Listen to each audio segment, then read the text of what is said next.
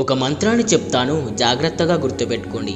ఈ మంత్రాన్ని సాక్షాత్తు పరమశివుడే వినాయకుడికి రహస్యంగా చెప్పిన నారాయణ మంత్రం. అయితే ఈ మంత్రాన్ని చెప్పే ముందు దాని వెనుకున్న కథ ఏమిటంటే, ఒకానొక సమయంలో దేవతలు మునులు కలిసి ఏ పని చేసినా విఘ్నాలు రాకుండా కొలుచుకోవడానికి ఒక దేవుణ్ణి ప్రసాదించమని వాళ్ళు కోరతారు. అప్పుడు శివుడు వినాయకుడికి కుమారస్వామికి ఈ ముల్లోకాల్లో ఉన్న 300 కోట్ల పుణ్యనదుల్లో స్నానం చేసి ఎవరైతే ముందుగా తిరిగి వస్తారో వాళ్ళే దీనికి అర్హులు అంటాడు. అప్పుడు వెంటనే కుమారస్వామి బయలుదేరి వెళ్ళిపోతాడు. కానీ వినాయకుడు మాత్రం తల్లిదండ్రుల చుట్టూ ఒక మంత్రాన్ని జపిస్తూ ప్రదక్షిణాలు చేస్తాడు. ముల్లోకాల్లో తిరుగుతున్న కుమారస్వామికి ఏ నది వద్ద చూసినా వినాయకుడే తనకంట ముందుగా కనిపిస్తాడు.